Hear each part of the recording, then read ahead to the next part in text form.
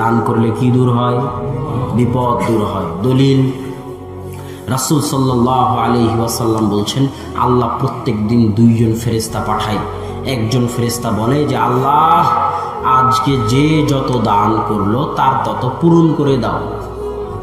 ওয়া আতি মুমসিকান তালাফা, আর যে যতটুকু দান করেনি তার ততটুকু ধ্বংস করে দাও। আল্লাহু আকবার। আজীব হাদিস। ফেরেশতা দোয়া করে যে যতটুকু দান করেনি তার ততটুকু কি করে দাও? ধ্বংস করে দাও।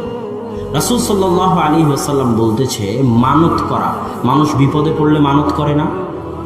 মহা বিপদে পড়ে গেছে, আল্লাহ এই বিপদ থেকে যদি উদ্ধার করে এত টাকা মাদ্রাসায় দান করবে, করে না? করে না। আল্লাহ রাসূল বলতেছে, মানতের মাধ্যমে আল্লাহ কৃপণের টাকা বের করে নেয়। এটা পৃথিবী পরিচালনায় আল্লাহর নীতি। এই পৃথিবী পরিচালনার ক্ষেত্রে আল্লাহর কিছু নীতি আছে, যা ইতিহাস দেখলে বোঝা যায় যে আল্লাহ এই পৃথিবী কিভাবে পরিচালনা করে।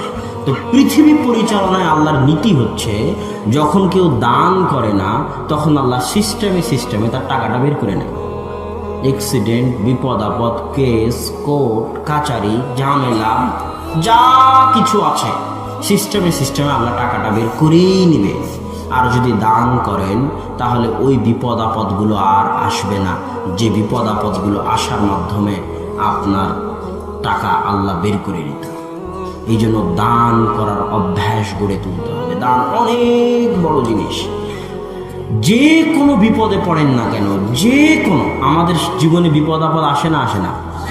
যে কোনো বিপদে পড়েন না কেন, বিপদ থেকে উদ্ধার হওয়ার দুটো রাস্তা মুখস্থ করে নেবেন। যে বিপদে পড়েন পৃথিবীতে, ওই বিপদ থেকে যদি সাথে সাথে উদ্ধার পেতে চান তাহলে দুটো কাজ করতে হবে।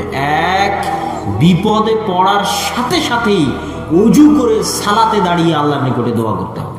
সাথে সাথেই, সবার আগে বিপদে পড়েছেন এটা কাকে জানাতে হবে? আল্লাহকে। সালাত শেষ হয়ে গেলে হাতে পকেটে যা টাকা আছে, মানি ব্যাগে যা টাকা আছে, বাড়িতে যা টাকা আছে, টাকাগুলো নিয়ে এসে ফকির, মিসকিন, গরিব, মসজিদ মাদ্রাসায় দান করে দিবেন। ইনশাআল্লাহ এই সালাতের মাধ্যমে, এই দানের মাধ্যমে আপনার বিপদ দূর হয়ে যাবে ইনশাআল্লাহ।